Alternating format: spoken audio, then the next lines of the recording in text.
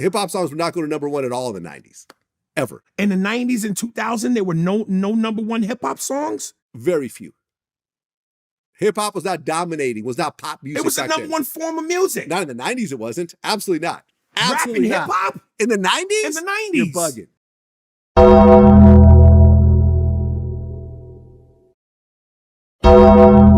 Bro, this said the word. If y'all don't know who was in that clip, he goes by the name of DJ Vlad. Vlad is a known interviewer on YouTube. Bro literally has millions and millions of subscribers. Now, the individual that he's talking to in this clip is Ari Spears.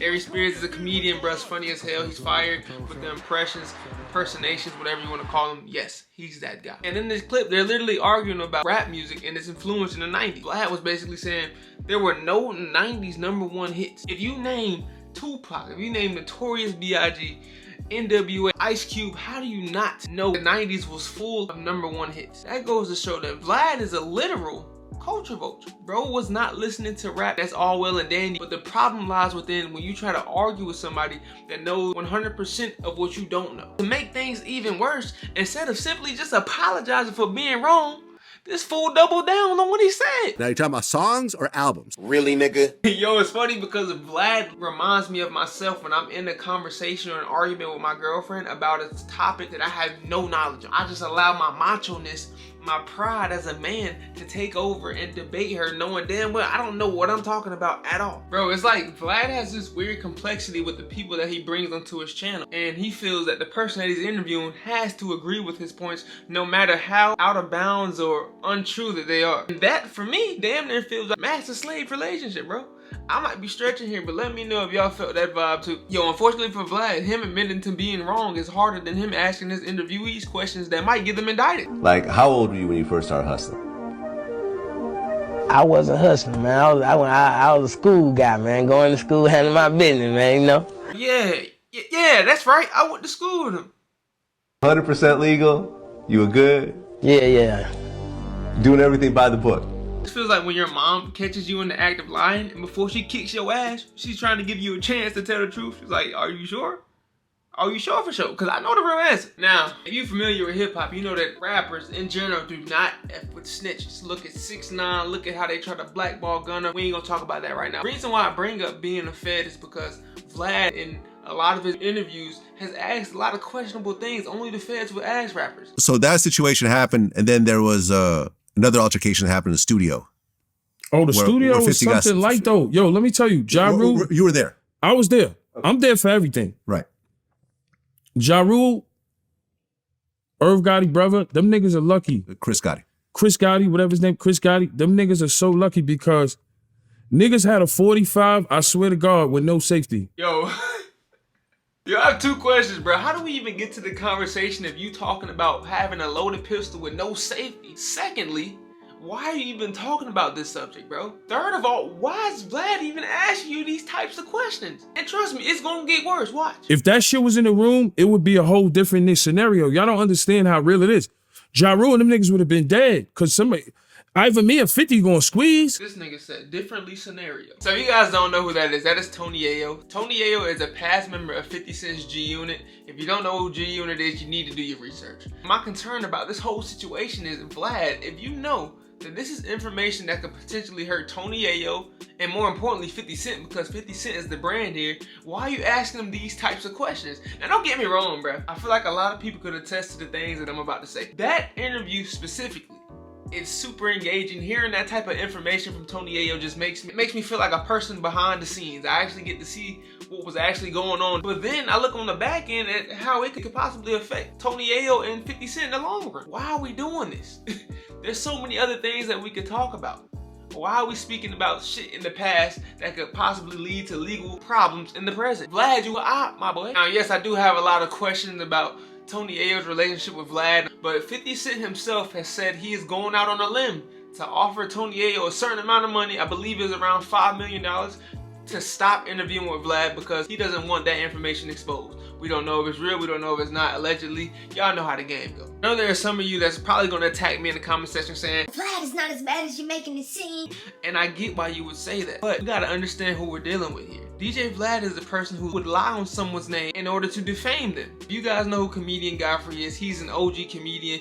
Bruh's super funny. If I could go see him live, I would definitely do that. He was almost a regular on Vlad. He would go on there and give intellectual interviews, and we enjoyed that from him. But he abruptly stopped. So after doing research and trying to figure out why he'd stopped going on Vlad, I finally figured it out. And people's like, man, we love you on Vlad. And it was fun. Right. I knew what I was there for. Right, sure. I was there to get numbers, there to just keep relevant, and it was working. He was killing it, bro. It was working. So I get to do voices, just act a fool. I was there for numbers. And all of a sudden, you know, he's interviewing D.L. Hughley, and he's talking about Minister Farrakhan. And he's like, yeah, I don't like what Farrakhan said. Da, da, da. I said, first of all, you don't have to agree. There's black people that don't agree with Farrakhan. That's fine. But I was like, what did he say? And it was a speech that I heard, because I listened to Minister. I've listened to him for years. Right. So I watched him do one of his last speeches on 4th of July. Okay. And, you know, he's a little older, so he goes a little slower. So I was like, I listened to the whole thing. And then Vlad said, yeah, Minister said that we should throw rocks at Jewish people. I say, he didn't say that. Yeah. He don't talk like that. Right. He don't never say no shit like that. And I was like, he talks about the discrepancy, you know, the fighting between the Jewish community and the black community, but he never said no violence towards Jews. Never. He never said that.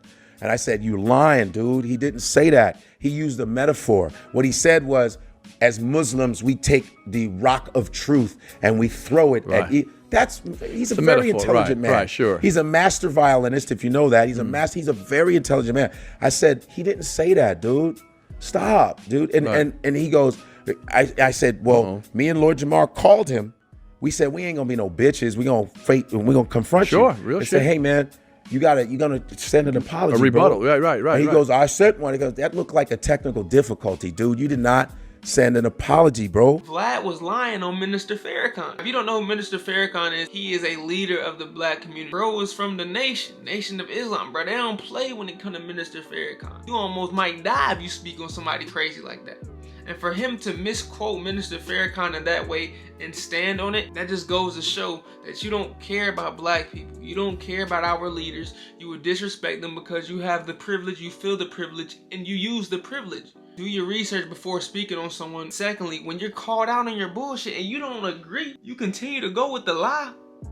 That makes it even worse. I think Vlad has some real pride issues, especially when it comes to black people. Maybe because, I mean, he has this huge platform and a lot of black people have to go through him. Well, they don't necessarily have to go through him, but go through him in order to get some type of recognition or, I guess, motion, if you want to call it. The tactics that he uses against us is almost a smack in the face. If you want to go on Vlad, I won't judge you because I know that at the end of the day, we all trying to get paid. But please be mindful of what Vlad can do to you and how he has treated people in the past that look just like you. Ooh, man, if you made it to the end of the video, for one, I want to say thank you for rocking with me, but for two, I want to let y'all know why I personally stopped watching Vlad. From the video, I'm pretty sure you guys have a slight idea of why I stopped watching Vlad, and the main reasoning behind this is because I'm tired of seeing people go on there, black people specifically, they go on there to get exposed, embarrassed, and ultimately careers ended.